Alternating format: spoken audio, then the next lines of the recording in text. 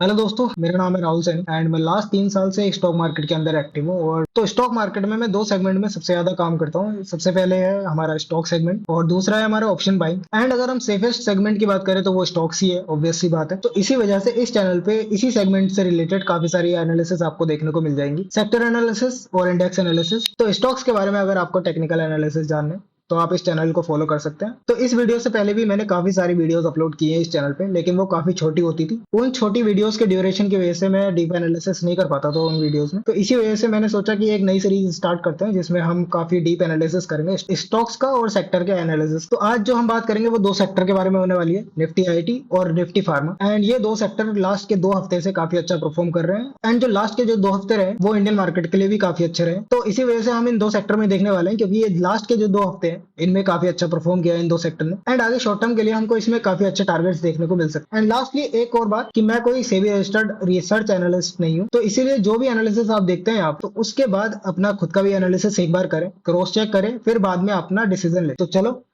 Start करते हैं। तो भाई सबसे पहले हम बात करेंगे निफ्टी फिफ्टी के बारे में। तो अगर हम निफ्टी फिफ्टी में इंपॉर्टेंट लेवल्स की बात करें तो 25,445 और 25,669 का जो लेवल है तो वो काफी स्ट्रॉन्ग सप्लाई जोन है। अगर इसको क्रॉस करके निकलता है तो काफी अच्छी हमको रैली देखने को मिल सकती है यहाँ पे। तो जब तक 25,669 को क्रॉस नहीं करता है तब तक इसके नीचे ही घूमता रहेगा ये साइडवेज होके। बाकी अगर देखें तो अभी शॉर्ट टर्म के लिए जो टारगेट रहने वाला है हमारा वो 25,445 है। अगर नीचे के सपोर्ट की बात करें तो 25,013 का एक लेवल है जो कि काफी अच्छे सपोर्ट का काम करेगा। एंड उसके बाद अगर हम देखते हैं तो नीचे एक डिमांड जोन है 24,464 और 24,328। तो ये हमारे इंपॉर्टेंट लेवल्स हैं। तो अगर हम यहाँ पे देखें तो लास्ट के 2 हफ्ते में काफी अच्छी रैली हमको देखने को मिली है। और निफ्टी फिफ्टी में हमारा पहला टारगेट यहाँ पे रहने वाला है 25,445 के आसपास। तो यहाँ पे हमको शॉर्ट टर्म फॉल या निफ्टी फिफ्टी यहाँ पे साइडवेज हो सकता है कुछ टाइम के लिए, फिर उसके बाद वापस से ऊपर की तरफ कंटिन्यू कर सकता है अगर कोई ग्लोबल न्यूज नहीं आती है। तो अगर हम बात करते हैं दो सेक्टर के बारे में, तो सबसे पहला सेक्टर है निफ्टी आईटी। तो निफ्टी आईटी में अगर वीकली टाइम फ्रेम पे अगर हम देखते हैं तो कुछ इंपॉर्टेंट लेवल्स हैं, आप मार्क कर सकते हो। 38,626 एक स्ट्रॉन्ग सप्लाई जोन का काम करेगा। और शॉर्ट टर्म के लिए जो रेजिस्टेंस बन रहा है हमारा वो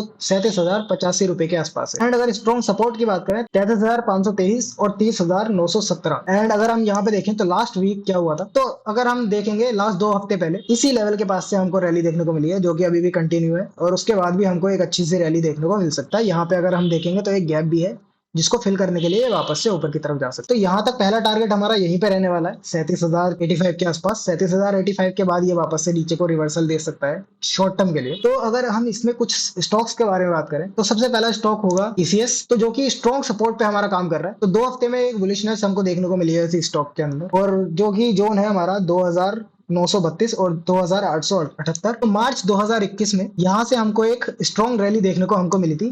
यहाँ से देखोगे तो अगर यहाँ से स्टार्ट हुई थी ये रैली एक रिटेस्ट लेके, एंड वो कंटिन्यू की थी सितंबर 2024 तक। उसके बाद हमको फॉल देखने को मिला। एंड अभी जो चल रहा है वो उसी लेवल के आसपास चल रहा है जो कि हमारा एक डिमांड जोन का काम करता है। यहाँ से अगर हमको पहले एक रैली देखने को मिली है तो यहाँ से अभी हाईली चांसेस होते हैं कि यहाँ से वापस से हमको एक रैली देखने को मिल सकती है। तो दूसरा स्टॉक की हम बात करते हैं। दूसरा स्टॉक है हमारा इन्फोसिस। तो इन्फोसिस में भी काफी अच्छा चल रहा है। लास्ट के 1 डेढ़ हफ्ते में काफी अच्छी हमको बुलिशनेस देखने को मिली है। यहाँ पे क्या कर रहा है अगर हम देखेंगे तो एक ट्रेंड लाइन भी बना रहा है। यहाँ पे इसी ट्रेंड लाइन से नीचे फॉल हो रहा था, फिर वापस से एक रिवर्सल आया, यहाँ पे रिटेस्ट भी ले रहा है, फिर उसके बाद वापस से हमको देखने को मिल सकता है जैसा कि आईटी सेक्टर कर रहा है ऑलरेडी। तो आईटी सेक्टर भी सेम चीज यही फॉलो कर रहा है। एक डिमांड जोन से उसने रिवर्सल लिया है और उसके बाद एक बुलिशनेस दिखाई है यहाँ पे। तो पहला टारगेट जो हमारा रहने वाला है वो 1564 के आसपास ही रहने वाला है। तो तीसरा स्टॉक है हमारा इसमें एचसीएल टेक। तो एचसीएल टेक के टेक्निकल एनालिसिस की बात करें तो यहाँ पे अगर हम देखेंगे तो ये एक हमारा डिमांड जोन है। 3 जून 2024 को हमको यहाँ से एक रैली देखने को मिली थी जो काफी अच्छी रैली गई थी। यहाँ तक कम से कम 6 महीने की हमको रैली देखने को मिली है यहाँ पे। और उसी लेवल के आसपास से फिर से हमको वापस से एक रैली देखने को मिली है। एंड अगर हम देखेंगे यहाँ पे तो एक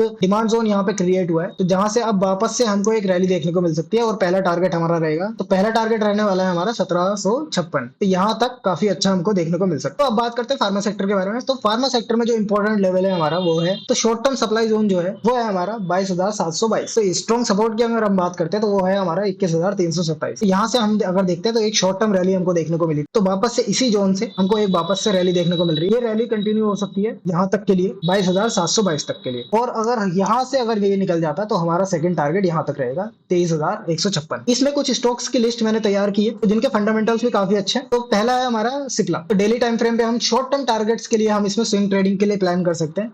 तो शॉर्ट टर्म के लिए क्या टारगेट है इसमें, तो यहाँ पे डेली टाइम फ्रेम पे एक डिमांड जोन है। तो यहाँ पे 1485 और 1465 के आसपास हमारा एक डिमांड जोन है, जहां से इसने रिवर्सल लिया है वापस से, और अभी ये कंटिन्यू कर सकता है छोटे मोटे टारगेट के लिए।